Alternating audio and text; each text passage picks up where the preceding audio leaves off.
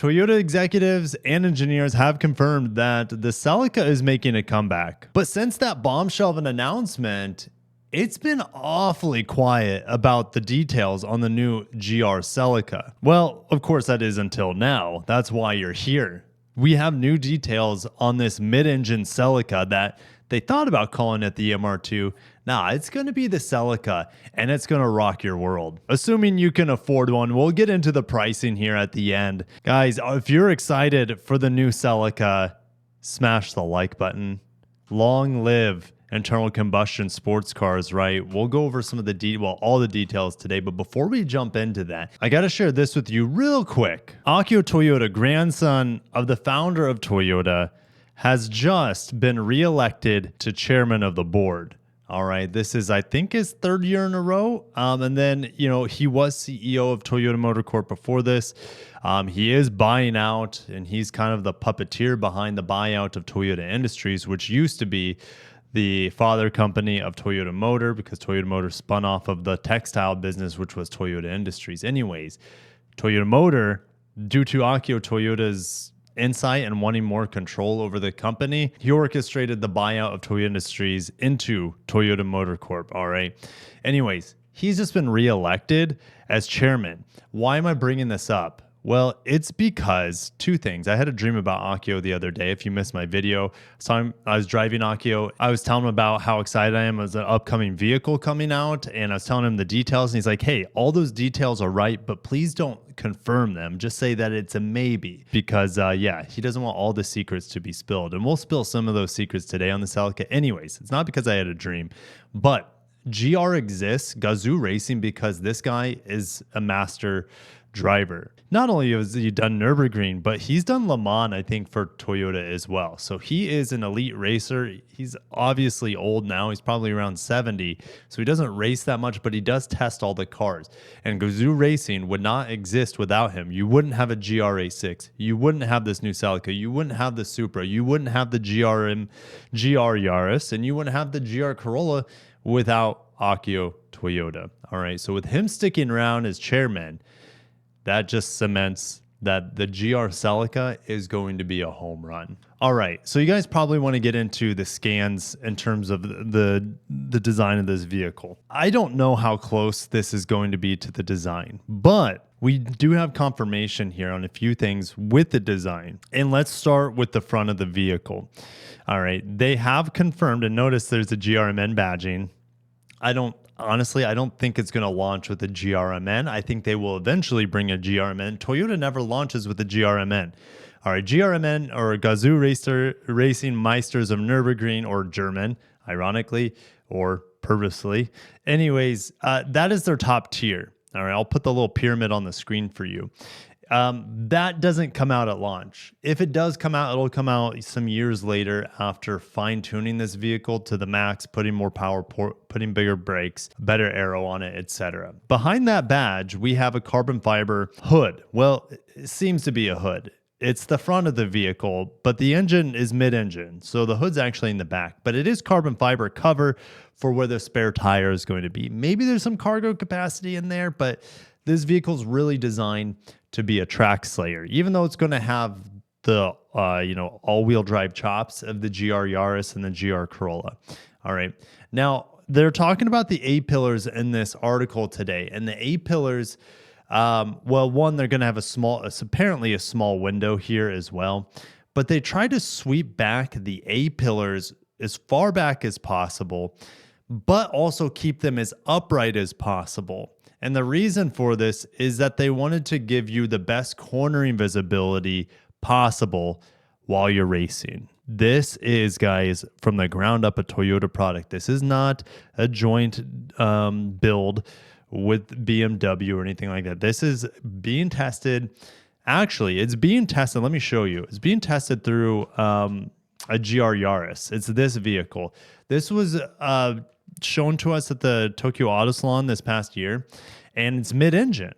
And they're saying that because Toyota hasn't built a mid-engine vehicle for so long, they have to do it from the ground up all over again. All right, think about it. The MRS, the last mid-engine Toyota was built or last built in 2010, something like that. So how many of those engineers are still around? Well, I know they work a long time into their golden years in Japan. I get that. But how many people are still around in Toyota that built those mid-engine MR2s and MRS? Like, I highly doubt very many. All right. So with new technology, right, they have to build this thing from the ground up, brand new car. And they're doing their best to test it out in the Super Taikyu series with this mid-engine GR Yaris. All right. And I think I have one more image of it, here's the engine. All right. And the transmission.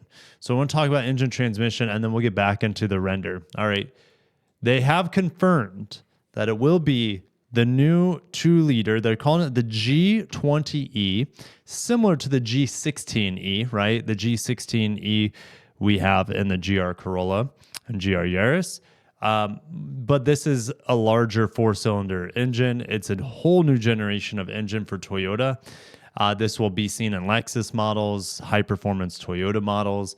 They will hybridize it in other models, but not this car. This will be fully turbo, fully gasoline, no electrification other than the 12-volt. 400 horsepower, 400 pound-feet of torque, and you're going to have this 8-speed automatic that has been beefed up. It will be better than what it was that I just tested. If you want to see what it performs like, watch my track driving of it at Eagles Canyon Raceway for ToyotaCon this year. I drove it on track. I thought it was fantastic. Once you put it into S mode, it was very, very quick, and the paddle shifters were really fun to use. So I think it'll be a welcome fit in this vehicle, but 6-speed manual is the one I would want. And it would not be as fast around a track in a manual, but it would be so much more fun. And that's what this vehicle is. This is going to be the epitome of fun for Toyota. All right. Again, visibility is going to be maximized for taking corners at speed. And that is key. All right. There's this image too. Side profile, it's looking pretty hot. And you can see how much of a bubble there is with this windscreen and how far these A-pillars are back. All right. And forgive me, my Photoshop skills, you have to doctor some of this. If you zoom out, you can't really tell, but yes, it doesn't match up perfectly. So I am human. Here's some looks at the front. They're saying there's going to be plenty of breathability for airflow in this rear area. But I want to go over this top image. We talked about the carbon fiber here on the front. There's going to be carbon fiber for the engine cover and the trunk cover and possibly the roof as well. We know we have a carbon fiber roof on the GR Corolla, but it's not standard, it's optional. So I'm not quite sure about the carbon fiber on the roof here. That might be optional, where it could be standard on the spare tire cover as well as the engine and deck lid cover. Speaking of the deck, they're calling this a double deck, meaning there are 2 separate openings here for the back. One for the engine, which is right here, and then one for the trunk. And the reason they're doing this is because with a double deck system, the doors are smaller and you have more rigidity, which is better for taking turns. You want a stiff car on the track. You want a stiff car for performance. And they're saying that the single lid was not rigid enough. So that's why they're doing the double deck. And I think, didn't the second gen MR2 have a double deck? You guys will tell me. Some of you guys still own MR2s, which I've never driven one. So I'm really, really, really happy for you guys who have one.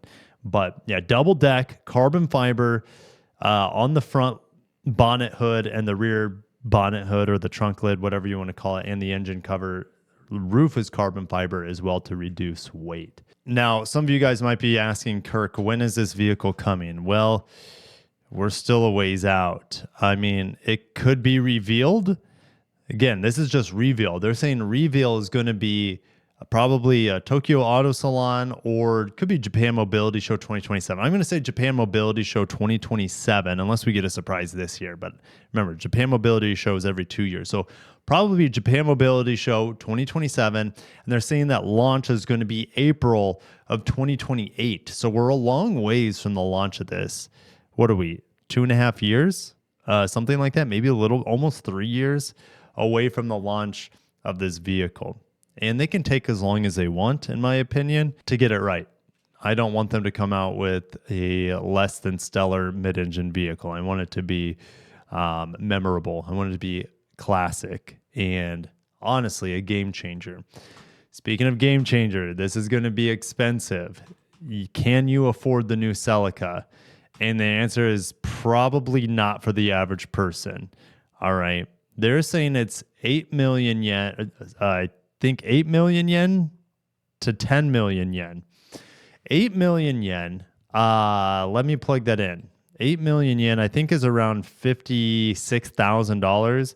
And 10 million yen is $70,000. So they're saying that there's going to be two grades to this. There's going to be a base grade and then a fully loaded Z grade. And their grades, the naming, it's not even worth me talking about the naming of them because they don't take the same grades and bring it over to the United States and call them the same thing. They call them something different. Like obviously we have like the premium GR Corolla and then we have, well, they had the core, right? It's just kind of confusing. So it'll probably be something like a core and a premium model. All right. Lack of a better term. So if the core could come in still with the performance clutch packs for all-wheel drive control, that could come in around 55,000, maybe not have carbon fiber on it. And then you could have the premium model around $70,000 full decked out carbon fiber.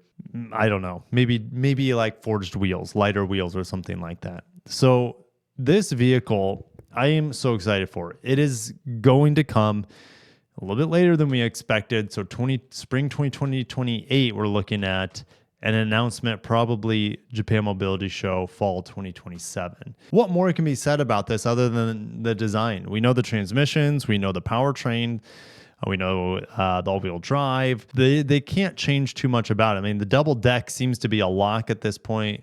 Lots of carbon fiber, mid-engine. It's no longer going to be called MR2. It's just called the Celica or the Celica for some of you out there. And it's going to, I mean, okay, here's the thing.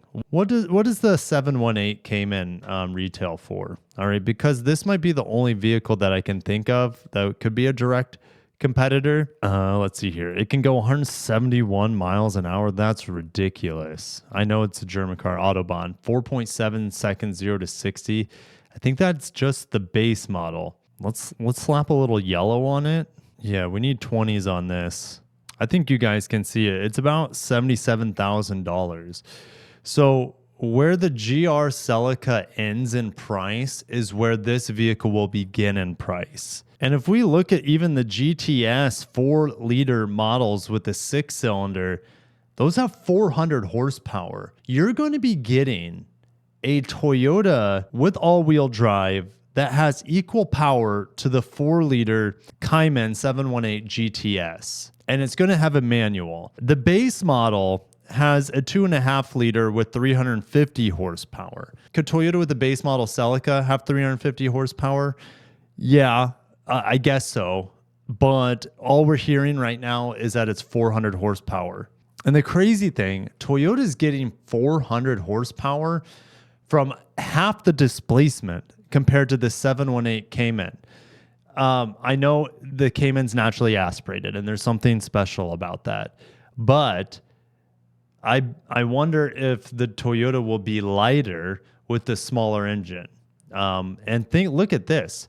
You know, we look at a Turbo 4 here with 350 horsepower. Toyota's is going to be down in displacement a half liter and making more power than this Porsche Boxer engine. You know, we're going to have to wait to see if Toyota is going to come out with a GRMN model to come out swinging against the Spider RS. But think, if there's a GRMN Celica mid-engine, it's going to be six figures. And it might have 500 to 600 horsepower. We know that this new 2-liter that Toyota is developing, the G20E, and race configurations, they're saying it can produce 600 horsepower, which is just absurd. Now, that's race configuration.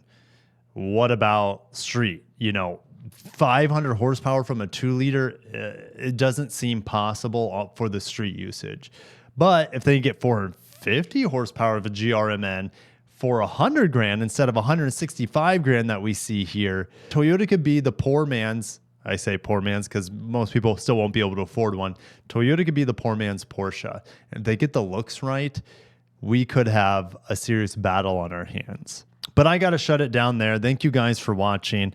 I can't wait to see how good this Celica is by the time it's announced. And if there's any additional updates on Toyota's new mid-engine sports car from Gazoo Racing, I will update you as fast as I can on the channel. I saw this article go up maybe 30, 40 minutes ago. I'm like, I got to get this to you guys as soon as possible. So if you like that expedited news breaking when it comes to Toyota sports cars, make sure you are subscribed here on the channel. For me, later this year, if you're wondering what's going on for Toyota, I honestly don't know too much. I will be driving the new RAV4. Watch all my reveal coverage on that vehicle. I'll be driving both powertrains, multiple trim levels, etc. at the media event later this year. I don't know what time, like what month. My guess would be September, October for the RAV4 media drive, but we'll see. Then I will be going to Japan October, November, probably October. Late October. Last week, October is typically where the Japan Mobility Show is. So I will be there with my good friend David Chow from Automotive Press. And we will be once again giving you hands-on coverage of the latest reveals at the Japan Mobility Show, which, guys, I don't want to think about it too much because I'll start losing sleep because I'm so excited. Thank you. Stay tuned for more coverage. Have a great day, and long live the mid-engine Toyota.